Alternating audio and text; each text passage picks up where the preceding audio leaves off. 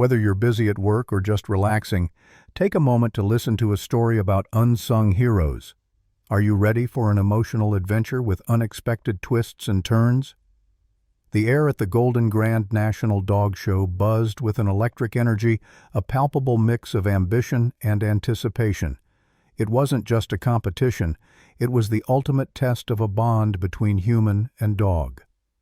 Here, amidst the perfectly manicured lawns of Sunny Meadow Park, two very different philosophies were about to collide. On one side, there was Team Zenith. They arrived not in a truck, but in a sleek, customized van, the side emblazoned with a logo that looked more like a tech company's than a dog kennel's. Their handlers were young-clad in matching athletic wear, and their faces were a canvas of sleek, modern confidence.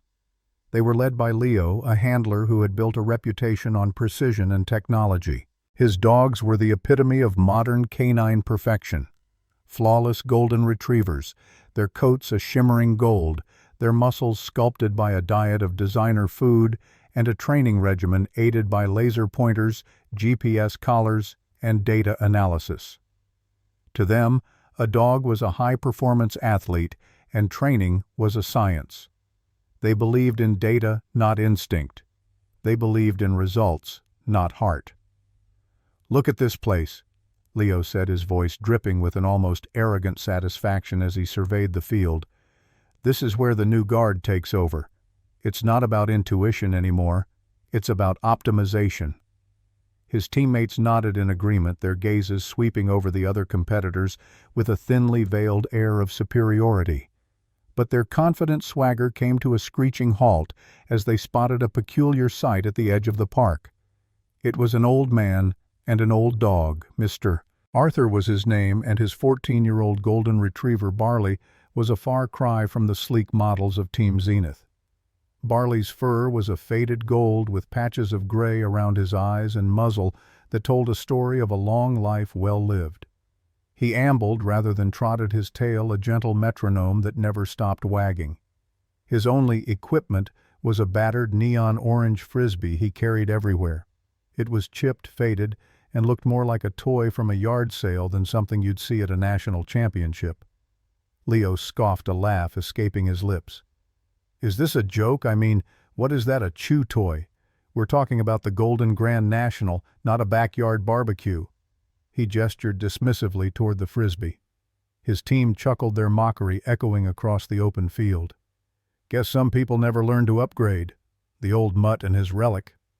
The words sliced through the air, but Mr. Arthur didn't react. He simply ran a hand over Barley's head, his gaze fixed on the old dog with a quiet, boundless affection. The orange Frisbee held so gently in Barley's mouth seemed to pulsate with a history only the two of them understood. It was a beacon of a different kind of training, a bond forged not with technology, but with trust, instinct, and love. Team Zenith saw a relic.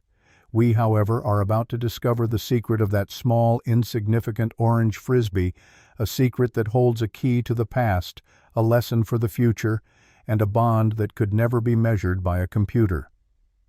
As the first event of the day began, the difference between the two philosophies became painfully clear. The precision course was a labyrinth of sharp turns, sudden stops, and complex commands designed to test a dog's responsiveness. Team Zenith's dogs were a symphony of motion. Guided by Leo's precise commands and a barely perceptible laser pointer, they moved with a robotic perfection. They were flawless, each movement a textbook example of modern data-driven training. The crowd murmured in admiration, their smartphones raised to capture the spectacle of canine athletes at the peak of their form. And then there was Barley. He struggled. He ambled rather than ran, his old joints creaking with every turn. He missed a command, then another. His attention seemed to drift not toward the obstacles but toward the scent of a squirrel on the far side of the field. A few spectators chuckled. "Look at him," someone whispered. "He's just not built for this." Leo's laughter was the loudest. "Sentimental baggage," he sneered to his teammates. "He's just too old to keep up with what really matters." To the young handlers, it was all a simple equation. Technology plus perfect technique equals success. They couldn't understand the gentle, patient encouragement Mr. Arthur offered. They saw his calm demeanor as passivity, his soft voice as a sign of weakness. And the orange Frisbee. That was the biggest joke of all. It was so faded, so scuffed that its true nature was completely invisible to them. It wasn't just a toy. It was a physical manifestation of a partnership built on trust, not commands. It was a symbol of old-school grit and resilience, a reminder that the best kind of bond isn't about winning, but about living. Leo and his team made the common tragic mistake of confusing a tool for a purpose.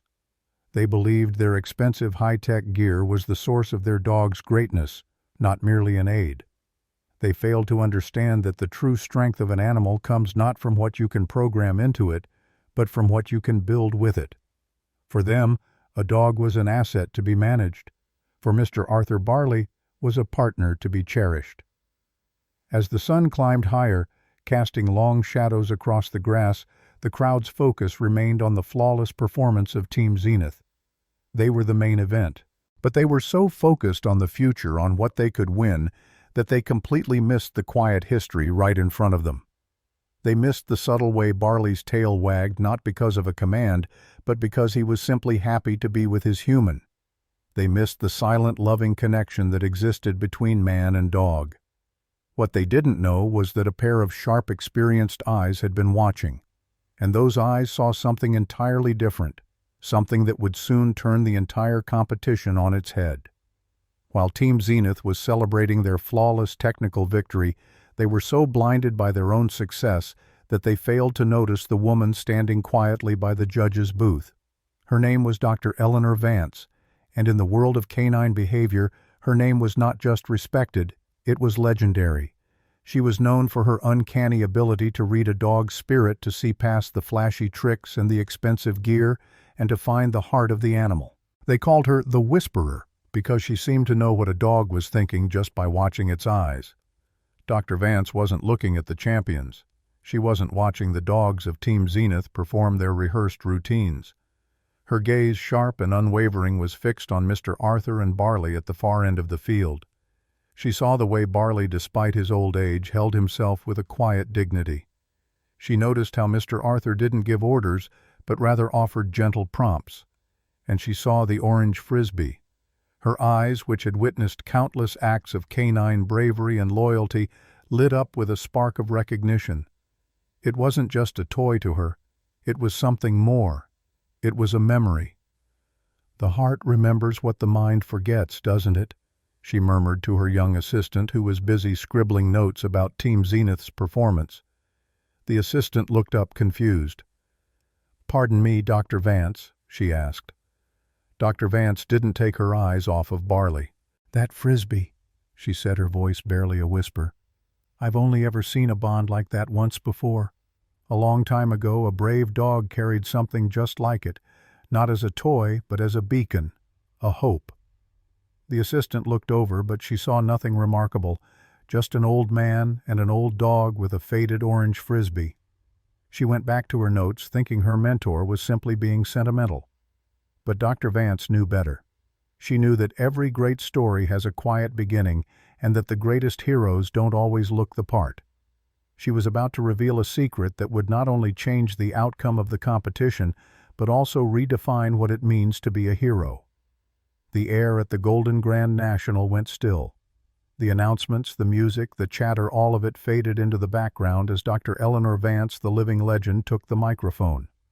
Every eye in the park, from the proud handlers of Team Zenith to the confused onlookers, was on her. She walked past the main stage and stopped directly in front of Mr. Arthur and Barley. Leo looked on with a smirk.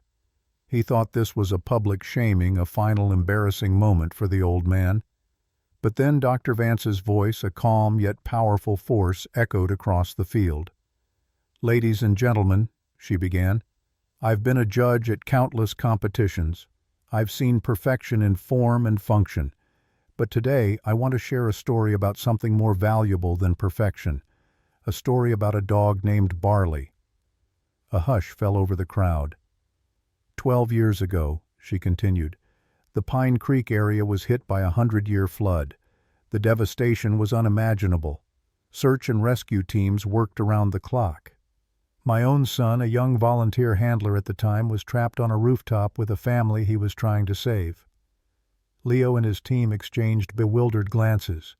This wasn't about the competition anymore. The helicopter couldn't get close enough, Dr. Vance said, her voice filled with emotion. It was too dangerous. They needed a way to signal their precise location. And that's when a search and rescue golden retriever, a dog I trained, found them. He carried a small neon orange Frisbee in his mouth, the kind used as a beacon. The pilot, seeing that flash of orange through the pouring rain, knew exactly where to go. That Frisbee was the key. And that dog, that hero, was this dog right here. She placed a gentle hand on Barley's head. The old dog looked up at her, then back at Mr. Arthur, his tail giving a soft, steady thump against the ground.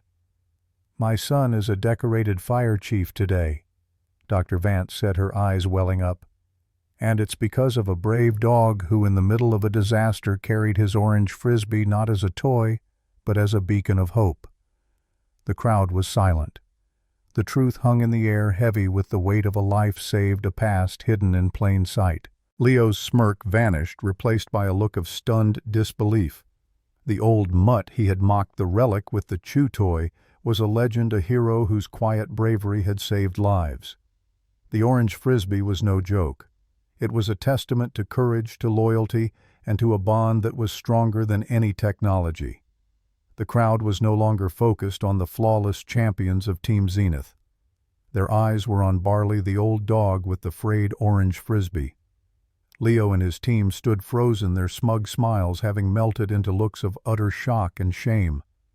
Dr. Vance, with the full weight of her legendary reputation, turned from Mr. Arthur and faced the young handlers. Her voice, once gentle, was now a razor's edge. "You came here today with the hubris of youth," she began, her words cutting through the silence. "You believed that a dog's worth could be measured in microchips and algorithms. You failed to see what matters most: heart. You call this dog a relic, but his greatest strength isn't in his speed or his obedience to a remote command. It's in his loyalty. It's in his courage. It's in the bond he shares with his human. That is a bond you can never buy, and a lesson you will never learn from a computer screen." Leo opened his mouth to protest, but no words came out. Dr. Vance wasn't finished. "Your punishment," she said, her tone softening but losing none of its authority, "will not be a disqualification.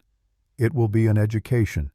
For the next 3 months, you and your team will volunteer at the Pine Creek Animal Shelter. You will work with the dogs that nobody wants, the old ones, the rescue cases, the ones with baggage. And you will not use your fancy equipment. You will use patience. You will use empathy. You will use a leash, a treat, and your own 2 hands. She paused, her eyes locking on Leo. "And you, Leo, will report directly to Mr. Arthur. He will teach you how to be a partner, not just a trainer." The lesson was delivered not just to them, but to everyone listening. True greatness isn't about the tools you have, but about the lessons you've lived. It's about understanding that a dog is not a machine to be optimized, but a living being with a history, a soul, and a story of its own. Team Zenith had arrived at the park thinking they knew everything, but in a single humbling moment they had learned that they knew nothing at all.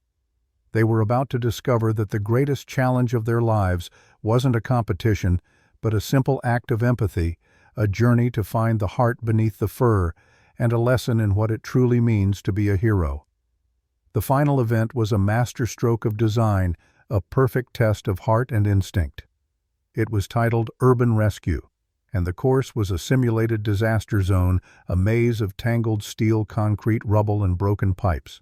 The air was thick with smoke from a distant fog machine, and the sounds of distant sirens and panicked whispers were played from hidden speakers. This wasn't a precision course. It was pure, beautiful chaos. And for Team Zenith, it was a nightmare. Dr. Vance had a final surprise. A powerful magnetic pulse had been activated, rendering their GPS collars and remote-controlled leashes completely useless.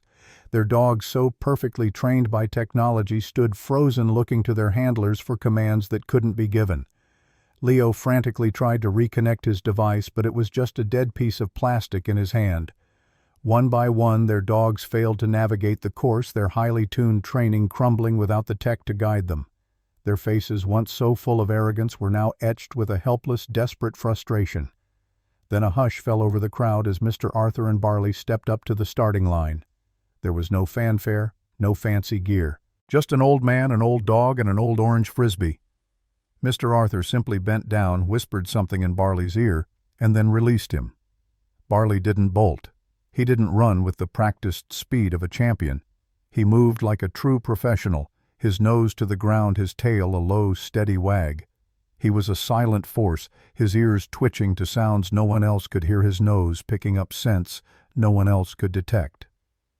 Mr. Arthur didn't give a single command. He simply followed a few paces behind, using the orange Frisbee to tap out a soft, rhythmic beat on his thigh, a gentle signal, a quiet song that only Barley could understand. They disappeared into the maze of rubble, a speck of gold and orange against the gray backdrop. The silence from the crowd was deafening, the tension so thick you could almost taste it. We were no longer watching a competition. We were watching an act of faith. We were watching a partnership that had been forged in fire and hardship, a bond built on trust, not on technology. The impossible task was underway, and everyone held their breath, waiting for the one thing no one expected. The air was thick with anticipation. Leo and his team watched from the sidelines, their expressions a mix of awe and disbelief. Minutes turned into an eternity. Where were they? The course was designed to be impossible, to humble even the most advanced dogs, and yet there was a feeling, a silent electric hum in the air that something was happening. And then, just as doubt began to creep in, a small golden head emerged from the shadows of the rubble. Barley trotted out his gait, slow but steady, his tail held high. In his mouth he held a small black censer, the survivor they had been tasked to find.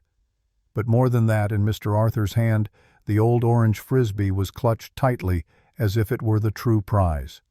The crowd erupted. Cheers, applause, and even a few tears filled the air. It wasn't just a victory, it was a revelation. It was a perfect, beautiful testament to a bond that had been forged in the most difficult of circumstances, and a reminder that instinct and heart will always triumph over technology. The story came full circle weeks later at the Pine Creek Animal Shelter. Leo, no longer the arrogant handler, was on his knees patiently trying to coax a terrified rescue dog out from under a chair. He had traded his fancy gear for a simple leash and a handful of treats. And his teacher, Mr. Arthur, the man who had once been the butt of his jokes, was now his mentor. Leo looked up, his face no longer full of shame, but of genuine gratitude. "Mr. Arthur," he said, his voice quiet and sincere, "I'm sorry. I get it now. It's not about what you train them to do. It's about who they are. What was it about that Frisbee?" Mr. Arthur smiled, his eyes crinkling at the corners. He patted Barley, who was now peacefully sleeping beside him. "It wasn't just a toy, son," he said softly. "It was a beacon of hope. It was a symbol of trust. It was a reminder that some of the greatest heroes don't wear a uniform or carry the latest gear. They just carry a bit of heart and history wherever they go." He handed the Frisbee to Leo. "It's all about finding that magic, isn't it?